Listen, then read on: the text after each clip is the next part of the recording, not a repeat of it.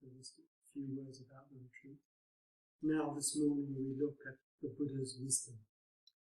Сегодня мы рассмотрим примеры мудрости Будды. So the wisdom of the Buddha isn't knowledge in the usual sense.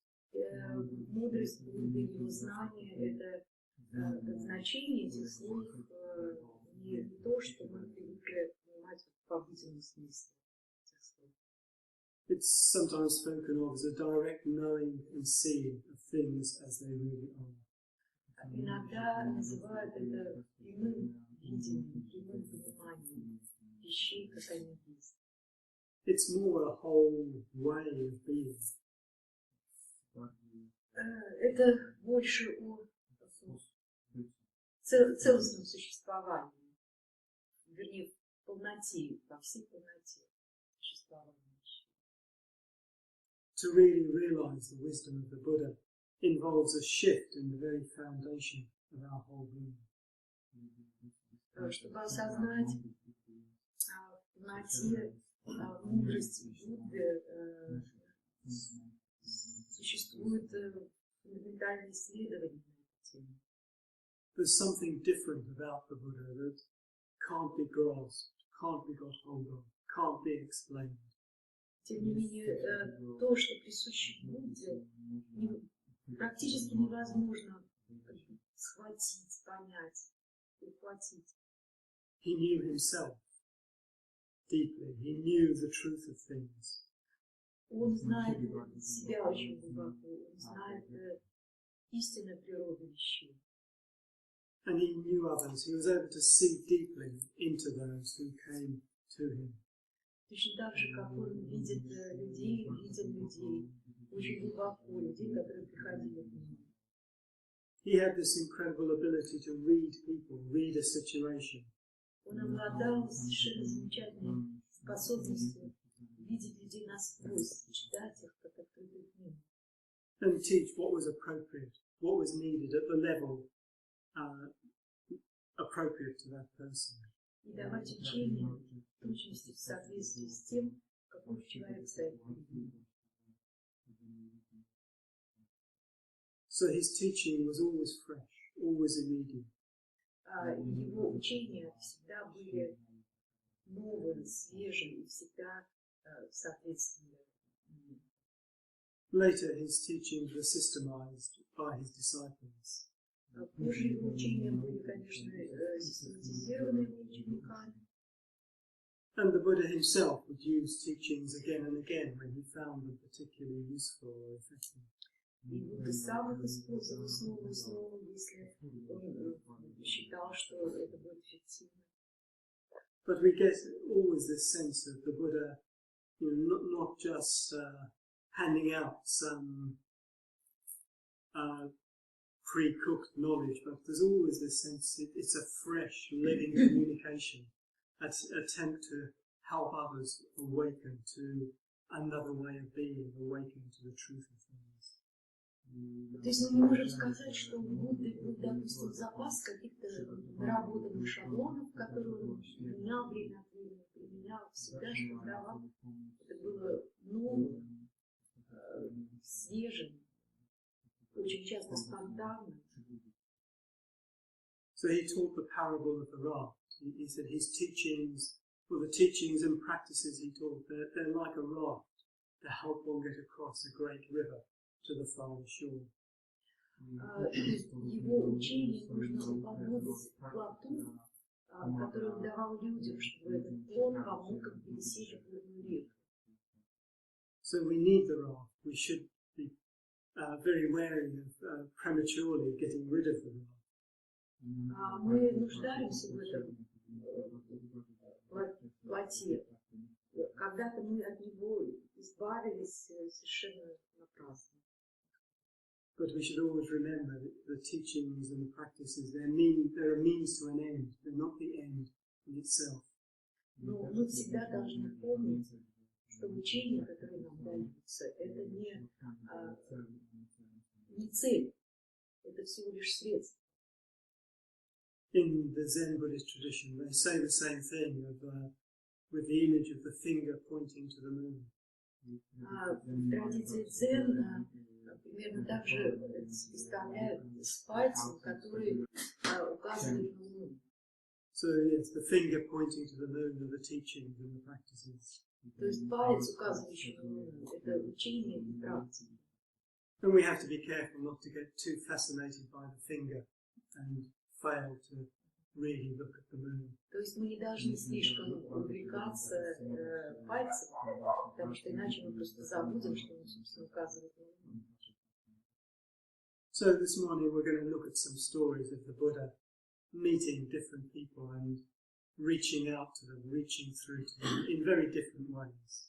И сегодня мы послушаем три истории о том, как разные люди приходили к Будде, и как по-разному Будда подходил к ним, как по-разному давал им учения. So in this first story, the Buddha is traveling in the kingdom of Kosala with a number of his disciples. В первой истории Будда путешествовал по царству Косала в сопровождении своих учеников. And he came to a village called Opasada that was governed on behalf of the king by a very powerful Brahmin called Chanki.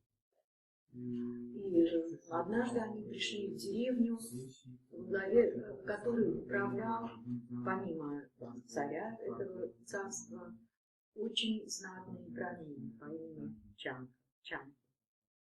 So the Buddha and his disciples were staying in a grove of trees outside the village. Ну, как обычно, Будда оставил всех своих учеников, последователей за пределами деревни, где-то в красивой роще они остались. And word quickly got round that this famous teacher had arrived in their village. Ну, и сам прошелся по деревне, и по деревне прошел быстро, извините, по деревне быстро прошел слух, что прибыл сам вот там и стоит неподалеку от деревни. And soon crowds of people were setting out through the village to the grove of trees to see the Buddha, hear the Buddha. И через эту деревню проходили толпы людей по направлению к этой роще, где остановился Будда, чтобы видеть Будду, вот получить учение. So Chanki, this powerful Brahmin, was on his roof resting, and he saw all these people going by. Чанки, как обычно, отдыхал на крыше своего дома и, естественно, наблюдал эти толпы людей, которые направлялись к роще. And he asked his servants, "What's going on? What's happening?" Он спросил своих слуг, что происходит. And they told him that the Buddha had come to their village. Ему сказали, что это Будда пришел в нашу деревню. So he was interested in seeing the Buddha too. So he sent his servant to tell some of the people, "Wait for me, I'm going to come along too." Чанки заинтересовался и послал слугу попросить там несколько человек задержаться и сказать, что он присоединится к ним вместе с ними пойдет. So at this time there were a number of other rich and powerful Brahmins staying in this village. В это же время в этой деревне остановились несколько других браминов, богатых, очень могущественных. And when they heard that Chanki was planning to go to see the Buddha, they came to him and said, "Please don't go, please don't do this." Когда они услышали, что Чанки собирается навестить Будду, они очень озаботились, они пришли к нему и попросили его этого не делать. You know, the Buddha should be coming to pay his respects to you. You shouldn't be going to pay your respects to this wandering holy man. Они ему сказали, что тебе это не по чину идти приветствовать Будду. Это знатный брамин, это наоборот, Будда должен прийти к тебе и приветствовать тебя. You know, us Brahmins need to hold to our authority. We mustn't let people think we're showing respect to these wanderers, these wandering shramans.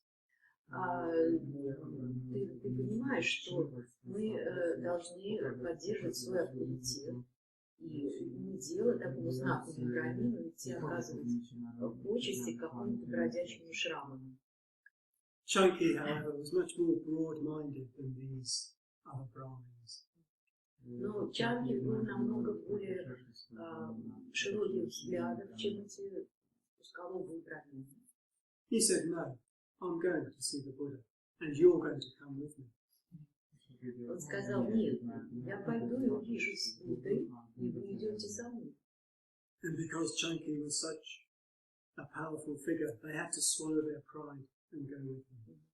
Поскольку Чанки был очень могущественным брамином, то им пришлось проглотить свою гордость и действительно пойти вместе с ним. So Chunky and the Brahmins went to the Buddha.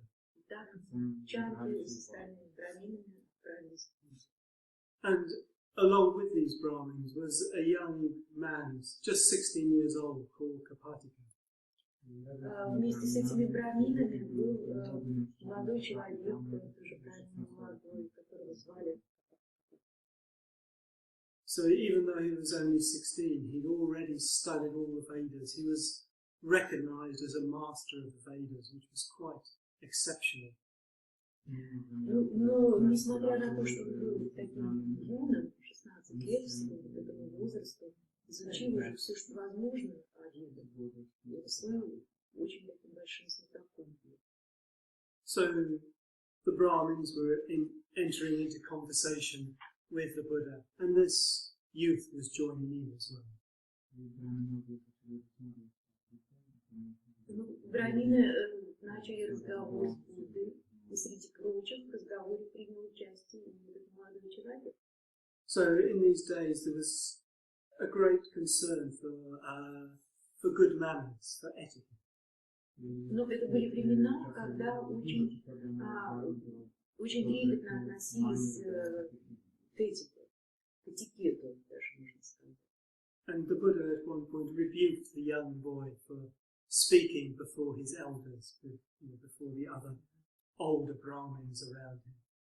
В соответствии с этим Будда сделал замечание юноше, что не дело такому молодому выступать вперед, идти вперед с разговорами перед такими знатными и пожилыми браминами.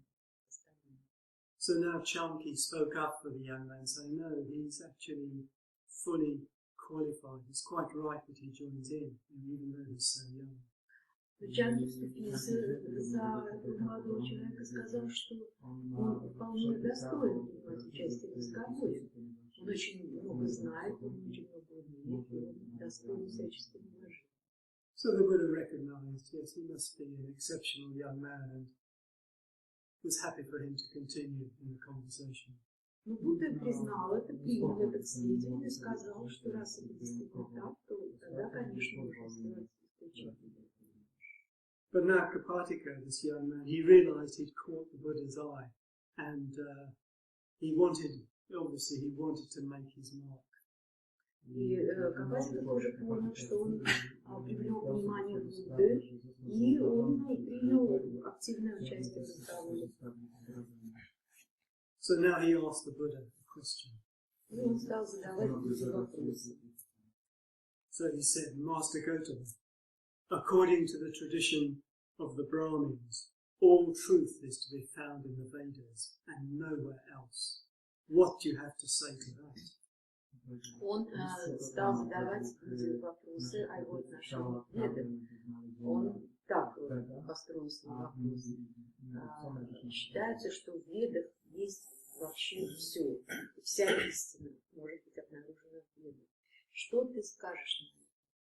So this was really just throwing down a challenge of the traditional view of the Brahmins and the Vedas to that of the wanderers who sought truth for themselves. Это был действительно очень смелый вызов от хранителей традиций Вед, бродячему, скажем так, отшельнику или шаману, который доходил до истины сам. So the Buddha came straight back. Ну и Будда ему ответил напрямую на этот вызов. He asked, is there anyone among all you Brahmins who can say, I know this, I've seen this truth for myself and know it to be certainly so? Он задал в ответ прямой вопрос. Есть ли среди вас браминов кто-нибудь, что может сказать, что знает эту истину, что видел эту истину сам, и знает, что это несомненно так. Is there anyone among your teachers or the teachers of your teachers who can say the same? Может быть, кто-то из ваших учителей или учителей ваших учителей может сказать определенно, что он действительно знает истину, видел эту истину. Even the ancient sages refer back to those who went before them. Даже древние знатоки, они и то ссылаются на своих буддических учителей. Aren't you Brahmins then just like a string of blind men holding on each other's shirt tails? И Будда прямо ему сказал такие слова. Разве вы, брамины, не цепочка слепых, держащих друг друга за подол, среди которых ни те, кто были до, ни те, кто идут после, не могут видеть ничего сами? And neither those at the front or those at the back actually see anything for themselves. Вы все время ссылаетесь на тех, кто уже прошел перед вами, или на тех, кто пройдет после вас, сами-то вы ничего не видите. Your faith in your tradition seems to have very little basis. Оказывается, ваша вера в вашу традицию не имеет под собой никакого основания. So we can imagine the atmosphere now was quite electric. Соответственно, таким ответом Будда наэлектризовал атмосферу. But Kapataka wasn't going to admit defeat too easily. Ну, а Капатика, в общем-то, не собирался, все-таки молодой человек, Капатика не собирался сдаваться так быстро. He said, "Good Gotama, we Brahmins don't just rely on faith in our tradition. We also listen very carefully to what it has to say." Он сказал, будет так, досточтимый Года, мы, брамины, не просто полагаемся на свою веру в традицию, мы также внимательно слушаем, что в ней говорится. Again, the Buddha came straight back.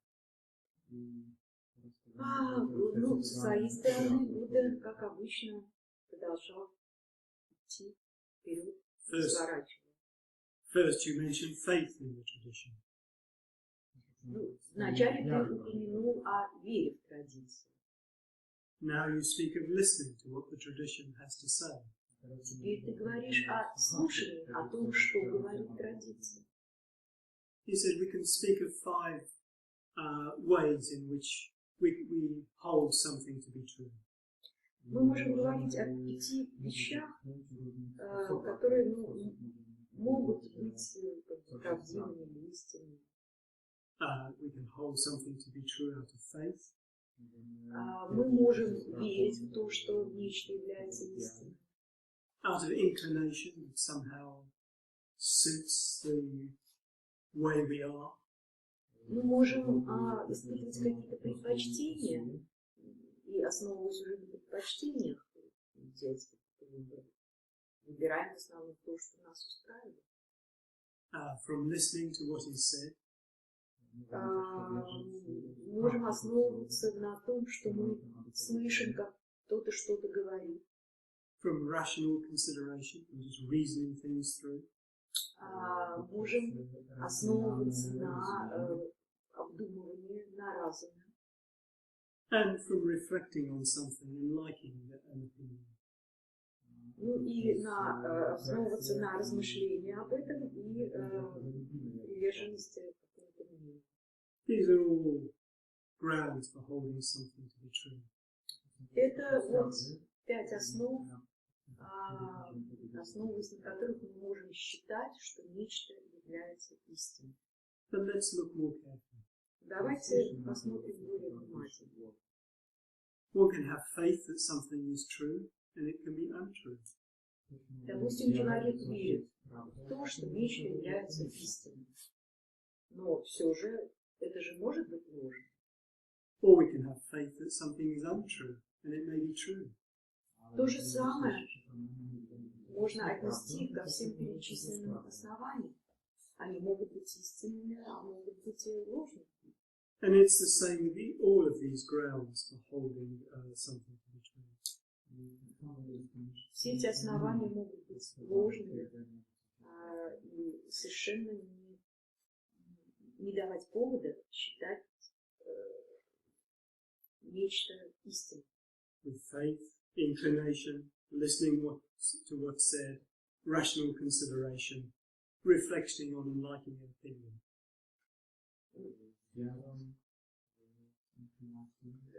Предпочтение, слушание того, что сказано, рациональное обдумывание, размышление, приверженность мнению. То есть нужно ясно понимать, что все это не сама истина. То есть это просто как бы основа для того, чтобы нечто считать истиной. So each of these can be a basis for provisionally holding something to be true, but it's not the same as directly knowing something, seeing something to be true for yourself. То есть, еще раз, это может быть основанием для того, чтобы считать нечто истинным, но это не то же самое, что напрямую понять, постичь, что нечто действительно в глубине своей сущности является истиной. So Kapataka comes back with another question, and how then, good Gautama, does this awakening to the truth that you speak of come about? На это Капатика задал вопрос, как же тогда, досточтимый Гоутама, случается это пробуждение истины, о котором ты говоришь? 16. So the Buddha now sets out for Kapataka and for all those listening the whole process of the spiritual life. В ответ Будда изложил всю последовательность духовной жизни. So he said, supposing a wandering holy man comes to your village. Предположим, бродячий отшельник, святой человек пришел в вашу деревню. First of all, you must just observe him. Ну, вначале надо что сделать? Надо хорошенько к нему присмотреться. You must ask yourself, is he behaving in the way that someone should behave who is completely free of all greed, all hatred, all ignorance? Нужно спросить себя, соответствует ли его поведение тому поведению, которого можно ожидать от человека, свободного от жадности, ненависти и неведения. You must look at what he teaches and ask yourself, is this really the teaching of somebody who is free of greed, hatred and ignorance? Нужно узнать, чему он учит, и спросить себя, действительно ли это учение человека, свободного от жадности, ненависти и неведения. You must ask yourself if you think these teachings are actually going to lead people to greater freedom or into greater entanglement. Нужно задать себе вопрос, действительно ли подобное учение или следование подобного учения может привести к освобождению, или же, наоборот, еще большему порабощению. So when you're satisfied, if you're satisfied from your observations, then you can draw closer, you can come closer to this teaching. Если ты удовлетворен тем, что ты увидел, то тогда ты можешь, тем, что ты выяснил про этого учителя, тогда ты можешь подойти к этому учителю ближе. You can listen to what he has to say. Ты можешь тогда послушать, что же он говорит. You can remember the teachings, test their meaning with your reason. So you use your reason, test the teachings. Ты можешь запоминать его учение. Ты можешь размышлять над его учениями. Ты можешь как бы проверять эти учения своими рассуждениями. Make sure you really understood what he's trying to say. Убедись, что ты правильно понимаешь то, о чем он рассказывает. So if all this has gone well, then you have a real desire, a real motivation to practice them, to put the teachings into practice. Затем через какое-то время тебе нужно будет все-таки сделать какую-то паузу, остановиться и еще раз проверить,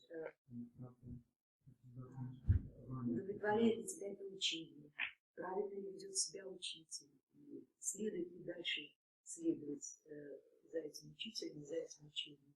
So you wholeheartedly put the teachings into practice, test them out for yourself. Пробуйте, делайте практику, пробуйте это учение на себе, испытывайте. And then after a while, you need to stop. После какого-то времени вам надо остановиться. You need to assess your progress. Да, вы должны будете оценить свое продвижение в пути. Are you still convinced that the teacher is free of greed, hatred, and ignorance? По-прежнему ли ты убежден, что учитель свободен от жадности, ненависти и неведения? Do you still really believe these teachings are leading you towards greater freedom? По-прежнему ли ты готов верить, что это учение ведет тебя к освобождению? And if, having weighed things up, your trust and confidence in the teacher is confirmed, then take on more teachings, practice them more deeply, go into them more deeply. Если ты найдешь подтверждение своей веры в этого учителя и в его учение, то тогда слушай его дальше. Иди, получай больше учений этого учителя и практикуй. And then again, after a while, stop, weigh up your progress. Затем опять через какое-то время остановись, оцени свое продвижение, оцени свой прогресс. So, continuing in this way, you'll eventually come to a point where your faith in the teachings and in the path is firm, strong.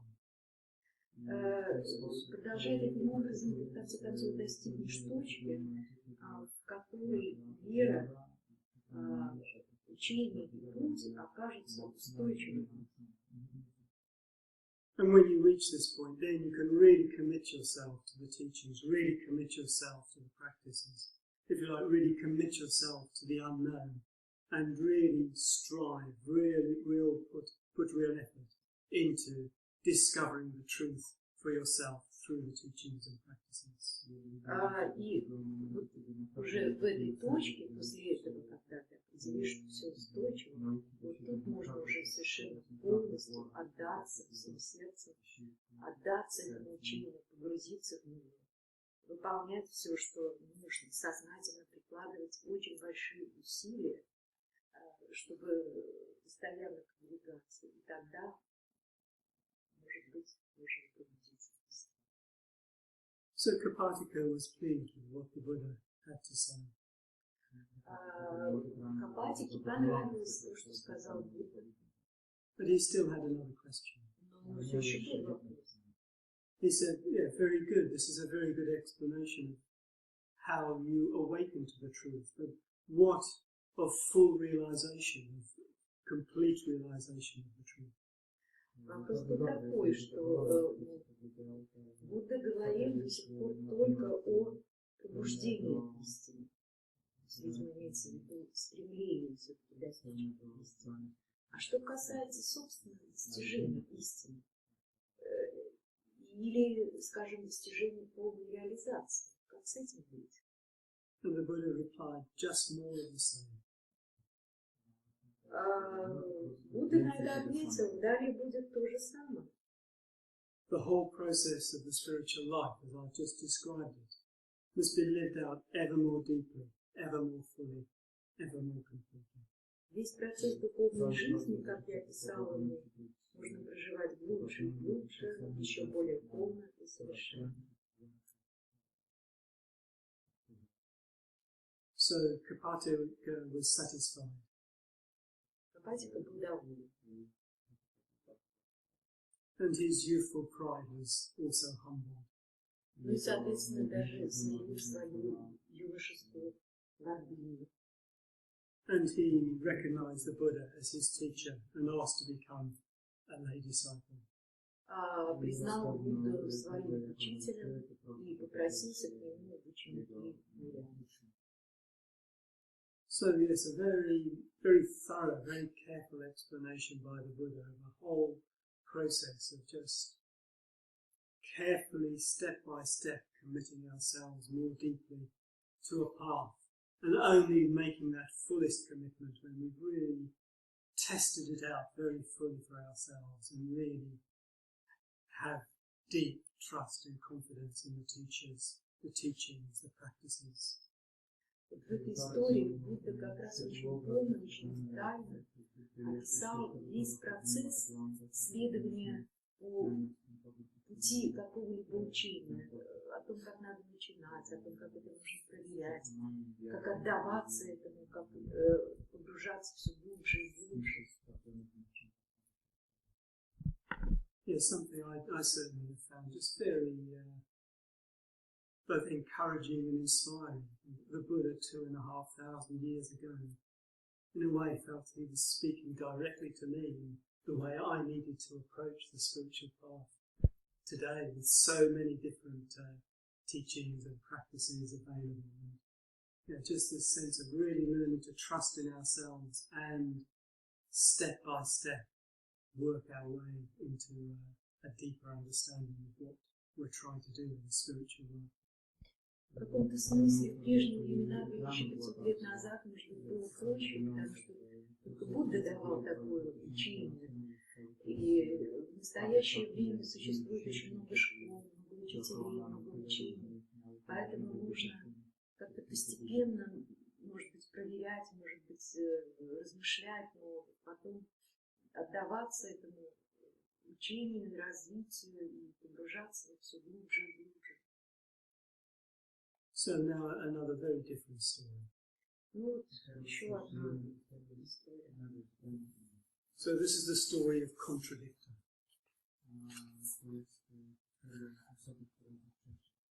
So he was known by this name because he was a Brahmin, he lived in Savatthi. And he was known by this name because he was always picking arguments with people. Жил один брамин, Сават. Его все знали не по имени, а только вот по этому прозвищу, спорщик. So, whatever anyone said, he said the opposite. Он всегда говорил что-то противоположное. Он скажет одно, он скажет другое. If they said big, he said small. Если ему говорили что-то большое, он говорил нет, маленькое. If they said long, he said no, short. Если ему говорили что-то длинное, он говорил нет, короткое. If they said fat, he said no, thin. Говорили толстое, нет, тонкое. So one day a contradictor heard that the Buddha was near Savatthi. Однажды он услышал, что Будда остановился где-то недалеко от Саватthi. And he thought to himself, I'll go and visit that holy man Gotama. И он решил, что он пойдет и навестит это года. And whatever he says, I'll argue the opposite. И он принял такое решение, чтобы он не говорил, я буду все время говорить противоположное. Такую сторону. Let's see what he makes of that. Посмотрим, как он с этим справится. We'll soon find out how holy he really is. Посмотрим, насколько он действительно святой. So he went out to this grove, the Jeta Grove, the path where the Buddha was staying. Ну, соответственно, пришел он в рощу, где Будда остановился со своими монахами.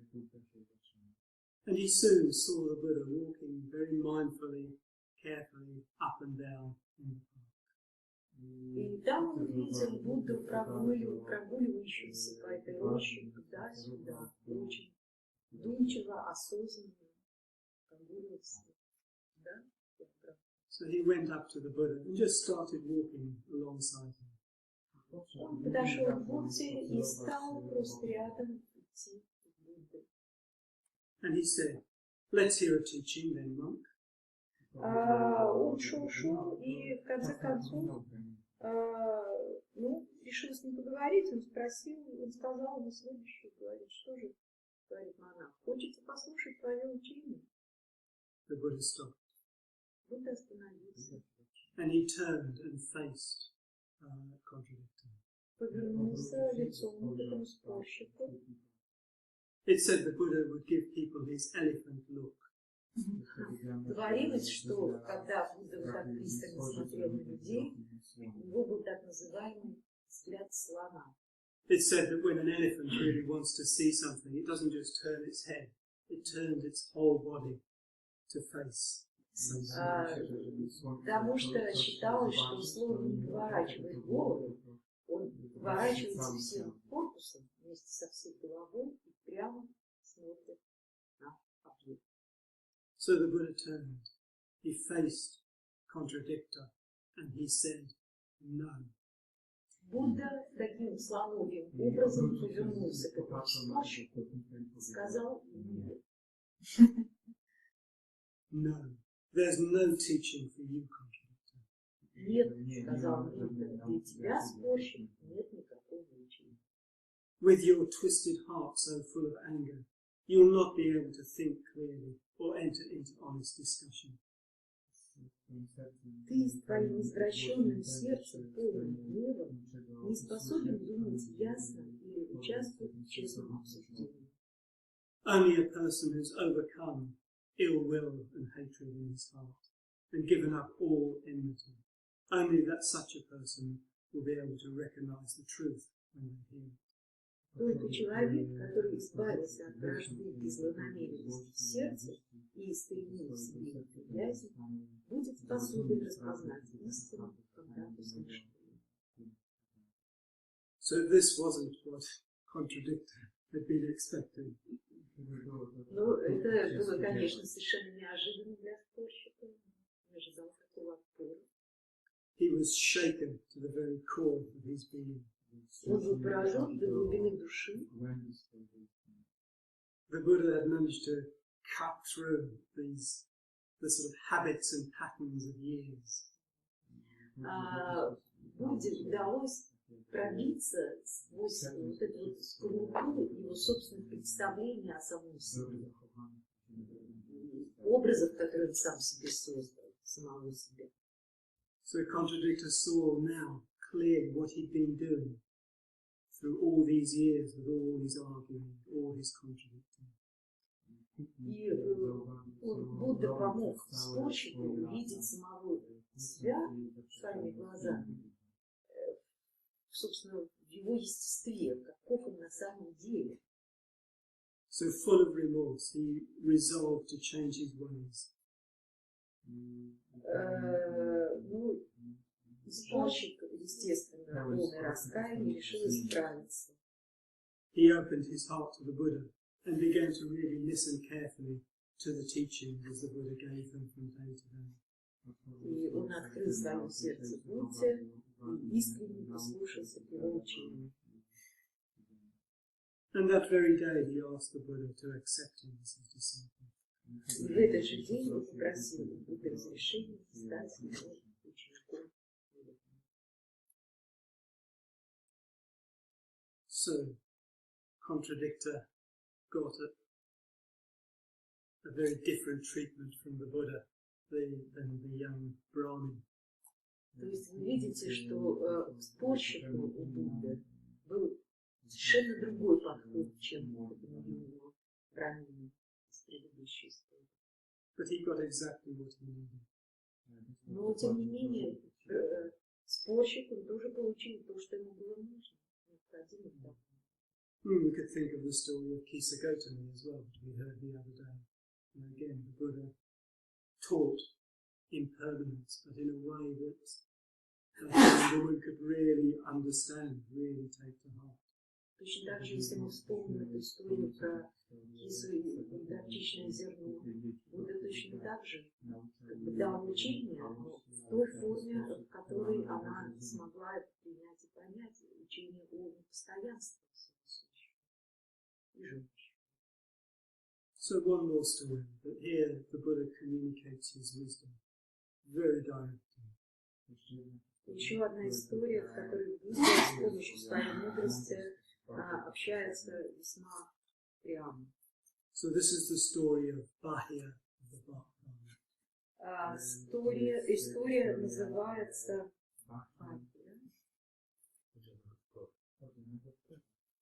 Бахия в одеянии из коры. So he had this name probably because his clothes were made out of fibers pulled from bark, so very rough. clothes. Ну, то есть, соответственно, конечно, не из такой натуральной коры, а из волокон, добываемых из коры дерева одного. То есть имеется в виду, что это грубая какая-то сотканная ткань из грубых волокон. Динозавры дерева. So Bахия lived over on the west coast of India, on near a beach. Бахия жил на западном побережье Индии, вел жизнь отшельника. And yeah, he was a good man. He tried to live a good life, and he was much respected by the villagers who lived near him. Он был неплохим человеком, он старался вести вполне пристойную жизнь, и его очень уважали жители деревни соседской. And one day the thought just came to his mind. Однажды вдруг ему в голову летела мысль. Having lived this good life, this holy life for all these years, surely I must be among the enlightened ones. Пришла ему в голову, прилетела такая мысль. Я же столько лет веду такую правильную жизнь, хорошую, святую жизнь. Так может быть, я уже и просветленный? Или, по крайней мере, должен входить в число просветленных? But this thought had hardly arisen in Bahia's mind when a deva, a god, a nature spirit, who'd been a relative of Bahia's in previous life, whispered in his ear. Но за такими отшельниками присматривают персональные боги. За Бахией тоже присматривают определенный бог, божество. И, естественно, он сразу же услышал, что такая мысль пришла в голову. И тут же стал ему кое-что шептать на ухо. Bахia, you're not an enlightened one, nor are you on the path to enlightenment. Бахия, ты никакой не просветленный, и ты не находишься на пути к просветлению. Nor are you doing anything that might lead you to enlightenment. При этом ты даже не делаешь ничего, что могло бы тебя привести на путь просветления. So Bахia was a good man, and this was a bit of a shock to him. Ну, Бахия был хорошим человеком, и такое, то, что сказал ему Бог, присматривающий за ним, у него было шоком. He was sincere, so he asked, but then, is there anybody in this world who is enlightened or on the path to enlightenment? Он был, конечно, потрясен, но при этом еще и огорчен. Поэтому он сразу же спросил, а есть ли, ну, если я не просветленный, допустим, то есть ли где-то просветленный? And the reply came. Ответ был такой. Far, far away to the north, there is an enlightened one near the city called Savatthi, a Buddha, who teaches the way by which others can also become enlightened. Да, был ответ такой, да, далеко-далеко на севере, в городе под названием Саватthi, есть просветленный Будда, который учит пути, с помощью которого другие могут достичь этой цели. So as soon as he heard this, Bahia knew he had to find this Buddha, this teacher. И по окончании этого разговора Бахия немедленно понял, что ему нужно обязательно видеть Будду. So he set off on this long, long journey across India to the northern parts where this Buddha was said to be living. Он немедленно отправился в это далекое путешествие через всю Индию, далеко на север, для того, чтобы увидеть просветленного. It must have taken him many weeks, maybe even many months, but he said he didn't stop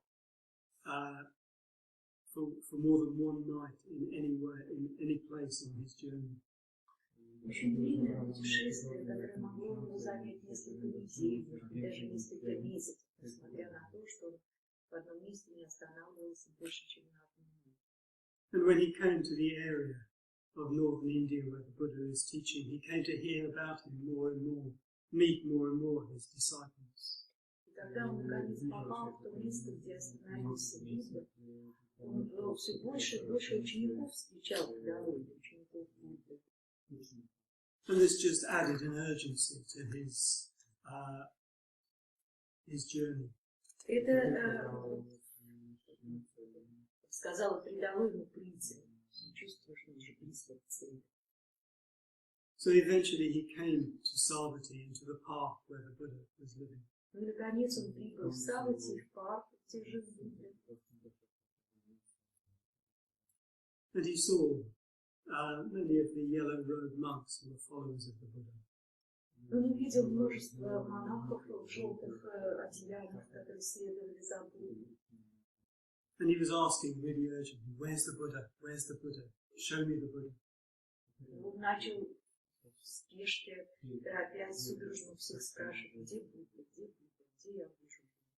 But he was told, "Oh, the Buddha has gone to Savatthi to do his daily begging round for food. Just rest, just make yourself comfortable. The Buddha will be back in a few hours." Ему сказали, что Будда сейчас здесь нет. Он отправился в Саватthi, в ближайшую деревню, в город, выполнять свои ежедневные обязанности по сбору подношений в виде еды. Расслабься, отдохни, Будда придет через несколько часов. But Bахии couldn't wait. Бахии не мог ждать уже. The sense of urgency that had driven him all the way across India brought him to this point. It grew even stronger now that he was near his goal. Вот это Бахии не мог успокоиться и ждать Будду там, потому что вот это ощущение срочности, которое гнало его через всю Индию, оно уже в последние, можно сказать, минуты, часы перед встречей с Буддой усилилось все больше. Вот его вот эта вот необходимость, эта срочность, она гнала его все-таки увидеть Будду. So he hurried into Savatthi, and fairly quickly he saw this calm figure just going from door to door with a begging bowl, begging his food. Он поспешил в Саватthi, и очень скоро он увидел спокойную фигуру Будды, который спокойно ходил от дома к дому с чашей для подаяния. And as soon as he saw him, he knew this is the Buddha. This is the man I'm looking for. Когда он его увидел, он сразу же понял, что да, это тот человек, который я хотел. He ran up to him, fell at his feet and begged the Buddha to teach him. Он подбежал к нему, бросился ему в ноги и попросил учить. So the Buddha said to him, "Now isn't the right time for teaching Bahii. I'm in the midst of begging my food." Сказал, Бахии, сейчас не время, ты же видишь, что я тут наполовину не предоставляю.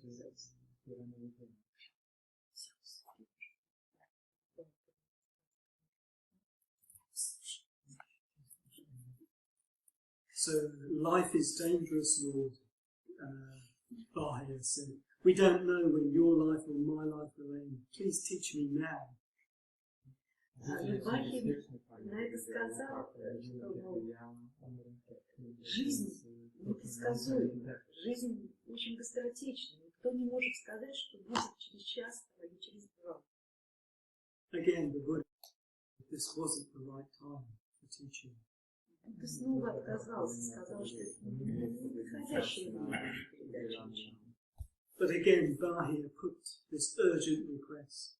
Но, тем не менее, Бахии снова повторили свою абсолютно неотложную просьбу. So the Buddha had a custom that when he was asked something 3 times, he gave a reply. Но Будда придерживался традиции, что если кто-то попросит 3 раза, уже отказывать нельзя. Even if the reply wasn't always what people hoped to hear. Несмотря на то, что даже, может быть, ответ будет не таким, какого ожидают люди. But in this case, the Buddha responded to Bahii with a direct, pithy wisdom teaching. Но на этот раз на просьбу, неотложную просьбу Бахии, Будда ответил очень прямо. Ответил абсолютно прямым наставлением, можно сказать, прямой передачей учения. In the sea, only the sea.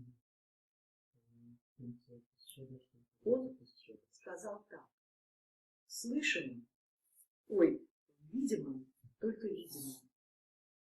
In the heard, only the heard. Слышимым, только слышим. In the sense, only the sense.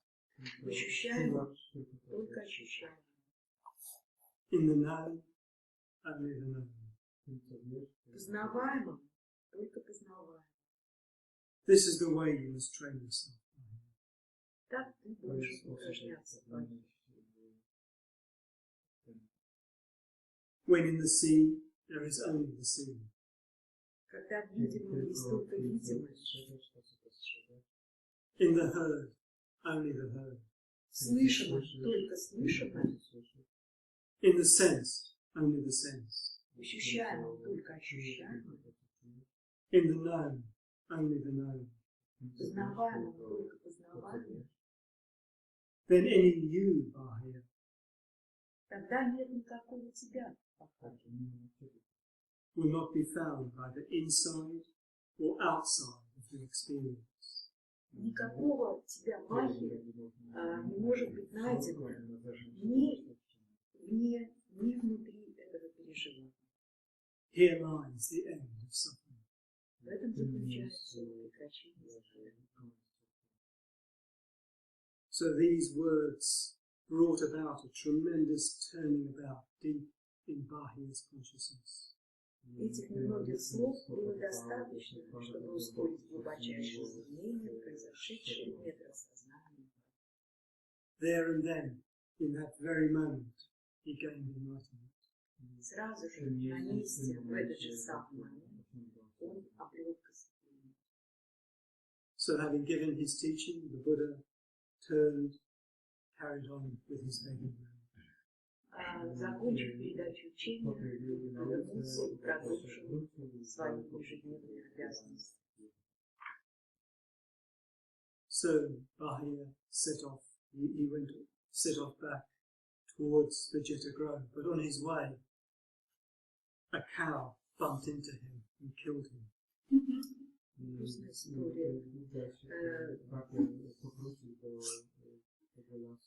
Будда продолжил свои обязанности, а Бахия радостно поспешил обратно в рощу, но по дороге его забодала корова.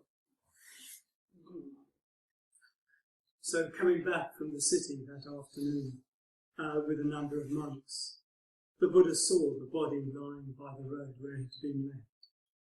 Возвращаясь из города ночью, сопровождаемый несколькими монахами, Будда по дороге заметил тело Бахии, лежащее там, где, собственно, и произошла вся эта история. No one was in a hurry to take responsibility for the body of a dead wanderer whom nobody knew. Дело в том, что никто, собственно, не торопился взять ответственность за погребение на себя, поскольку Бахи никто не знал в этих краях. So the Buddha immediately recognized that this was Bahia who he taught in the morning. А Будда, конечно, сразу узнал, что это тот самый Бахи, с которым только вот сегодня утром разговаривал. And he told the monks to take the body to the cremation ground and burn it, and then build a little cairn or stupa over the ashes. И тогда он сказал монахам, сопровождающим его, отнесите его на площадку для кремации, для ритуального сжигания, сожгите его, и пепел, соберите пепел и постройте ступу, и поместите пепел Бахи. Bahia of the bark garment, he said, can be remembered as someone who joined the company of the enlightened ones before he died. Этот Бахи, его запомнили как Бахи в одеянии из коры, как одного из тех, кто еще при жизни примкнул к собранию светлых. So, with Bahia, the Buddha went straight to the heart of things. Итак, когда в этой истории с Бахи, Будда передавал учения уже другим образом, совершенно прямым, читал прямую передачу. Other times we see him maybe with a group of people, but recognizing one person in that group particularly who was really right for the truth. В других историях мы видим, как будто среди, может быть, толпы или просто множества людей узнавал человека, который наиболее, может быть, готов или наиболее стремится к получению учения. So he'd prepare the ground, he'd, as it were, soften the minds. Он, может быть, в каких-то ситуациях подготавливает почву, немножко смягчает, допустим, ситуацию. And when the mind was bright, flexible, malleable, если ум открыт, гибок,